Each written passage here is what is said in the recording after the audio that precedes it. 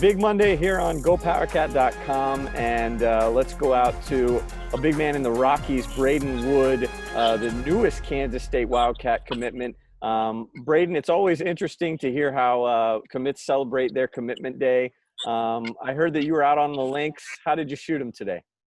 I definitely got a little humbled today, but shot them pretty good today. No complaints. Had a nice day, on the course, but I'm excited. It was a nice little cool down of the day. Let fans know real quick just how the phone call went with Kansas State. Did they know this commitment was coming, or did you maybe surprise the coaches a little bit with this decision? I called I called the D staff, I think this morning at 10. A lot of them were definitely shocked just because, I kind of called them at the beginning, kind of at a lower tone, kind of picked it up at the end, kind of unzipped the hoodie, took out the Kansas State shirt, they all went crazy. So it was definitely a really fun experience. Hopefully we have it recorded, that's definitely a memory, I'll kind of, be with me for the rest of my life. But, it was really cool seeing all the coaches getting hyped up, it was really, brought a smile to my face, and I really enjoyed it. Now, I think you had a final list of about 6, but I'm hearing that maybe it kind of came down to K-State and Louisville. What was it just in general about Kansas State's consistency throughout your recruitment, that led you to think that, this is the place for you, even though, as I just learned, all this time I thought you had a visit to campus at some time, but apparently just a virtual visit. So it's a commitment sight unseen, but clearly there was something about, the way that Coach Klein and Coach Klein had pitched you on K-State that you felt very, very comfortable with this decision. Yeah, because, the funny thing is I was supposed to go out there, the week before, all the Corona stuff kind of really hit. So it was funny because, when I went out there, that's when I was going to get my official setup. But then, everything kind of hit the fan. But, when it came down to the decision between K-State and Louisville, it kind of came down to 2 things. For me, it was more of consistency of recruiting-wise. I've been out to Louisville, it was great. But, all the things that K-State did virtually, when I did a virtual visit, it was just fantastic. We had the head coach, we had Klein on there. There was just so many guys on there. But instead, when I did Louisville, just the D-line coach, no hate to Louisville, me, I love the coach, the D-line coach there. Ivy's the most genuine dude. I love him to death.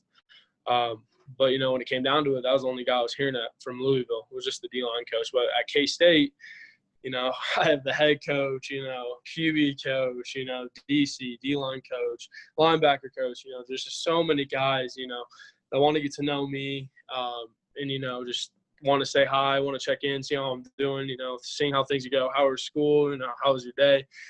There's so many other things that kind of came into this thing. You can easily tell that it was more of a family because, when I'm, choosing my college decision, I'm going to be at that place for 4 to 5 years because I plan on getting my master's degree. I want to get, at least try to get 2 degrees or, just kind of utilize everything I can get, out of the free education, kind of the 40-year plan. But, you can easily tell, they're way more or kind of, they kind of preach family, especially you don't want to be with coaches that you don't want to be around because you're going to see them close every day. So, but it kind of came down to my decision, it kind of came down to, stability, kind of likenesses and kind of connecting with the coaches, and then kind of just all around feel. And like I said, I literally saw everything that you possibly can virtually, the facilities, the campus, downtown, the spots to do. And, the fun story is, I called up Taylor and I was like, hey, is there any way you can get like a video or something on campus? He's like, oh yeah, no, I'll take you on the campus tour. So literally hops in his Jeep, drives 2 minutes down the road, goes over into like the sidewalk where the campus is and just literally starts showing me around and what's a day-to-day life of Kansas Wildcat, student. And it was just, it was a blast. He spent like an hour and a half just talking about campuses and, what's there to do there, what the dorms look like. And, anything like when I go there, it's literally be like, oh, I've seen that. It's just going to be, it literally felt like I was already there. And so. And Coach Bratt, Coach Kleiman, Coach Tui, you've gotten to know all these guys, but the relationship that's gone the longest has been a fellow Colorado guy, Coach Klein. And it actually goes back to, I think, when you were a freshman in high school. I mean, we're going back, teams like Clemson, Ohio State, Michigan, Notre Dame, all these schools were on you at the same time that K-State was, and yet K-State's the team that ends up, kind of holding on to your recruitment until the end. No, 100%. Yeah, like you said, it started off my freshman year. I remember going into meet Coach Colin, and then walking in and knowing what his success was at K-State. Following his career, it was kind of like, dang, I've seen you watching up growing up. Like, it was one of the guys that I've kind of watched his whole college career, watched his, Heisman run. And so it was a great moment. So that's when the relationship started, that's when kind of the connection with K-State started to roll. And then, ever since then, it's just gotten, each year it's just gone higher and higher and higher, with the connection and, With Jake Rubley, your friend from Colorado, one of the top commits for this K-State class. We've talked about everything that he can do on offense. There's a lot of things that you can do on defense now as the leading Colorado guy on this D-line. How do you think K-State really wants to utilize you? Because like I said, you're a guy that can go all across the board in any sort of assignment.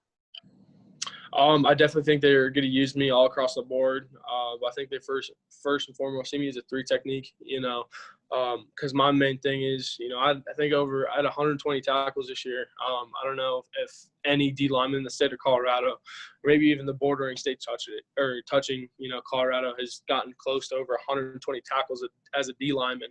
Yeah. So I definitely see my play. I can play anywhere across the board. That's what, was a big plus for me, especially in the recruiting process, is I can play end, 3 technique, nose guard, and backer. So wherever they see me, fit and where I'm getting the most success from the team, that's where I'm going to play.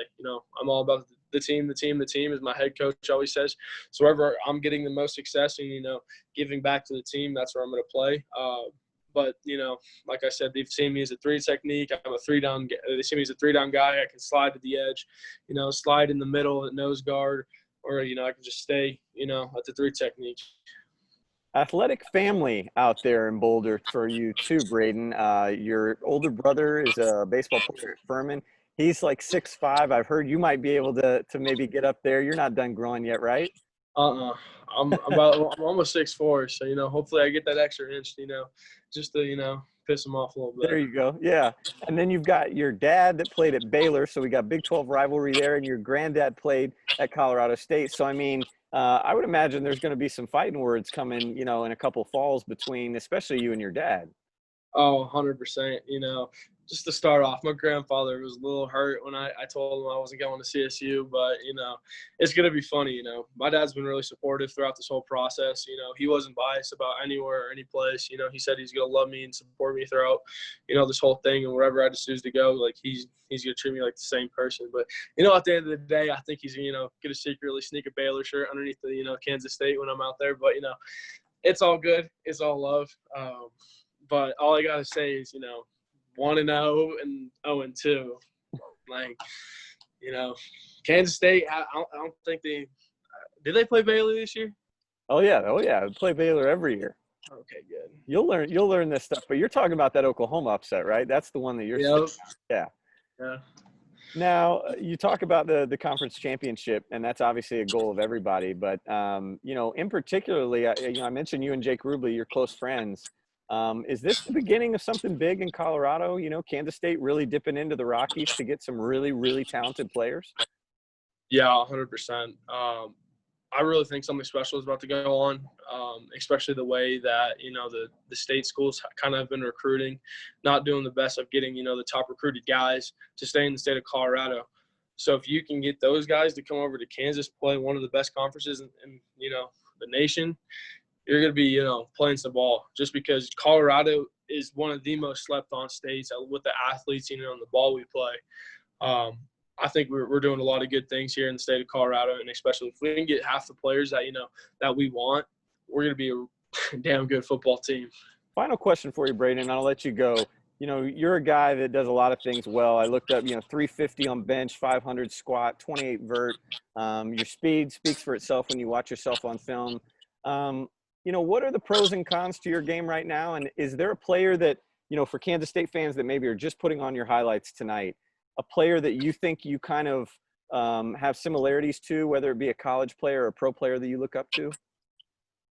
Definitely a pro player. Kind of style my game off of is J.J. Watt. If you look at his motor and what he does on the field and what he does to the opposing team is it's something special. My main thing is this year was I told myself actually when I first started my freshman year, I kind of told myself I'm not going to come off the field. But I was a freshman, battling with seniors, kids double my size. But when my sophomore year came, we lost the seniors and I was getting bigger and everything. I said my goal is not to come off the field this whole entire season on the defense, and that's what I fulfilled. And I did the exact same thing this year, my junior year. I didn't come off a single snap. Especially when the game was close. We had a lot of games we blew out teams, but I was playing every single snap on defense and some on offense. Until the third quarter, fourth quarter, when I had to get pulled out, put in the JV or something like that.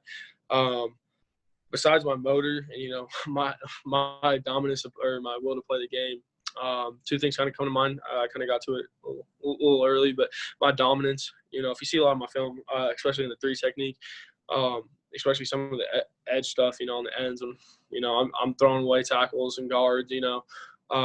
There's some times in the game where I'll kind of flip a switch and it's like, this kid is going to get absolutely destroyed.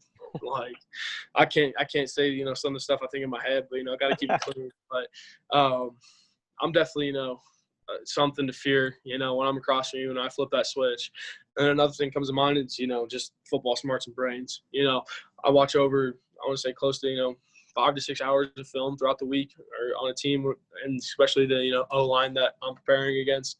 I know their schemes, what their go-to audibles are, what their go-to play is, what's their third and long go-to play, second and short, first down play, what the percentages are. I'll write a spreadsheet on Google, I think like Google Docs or something like that, and I'll get the whole thing going up and share it out to the team and everything just to make sure we're ready for it, for the people that kind of are too lazy to watch film. So I'll come and help them out.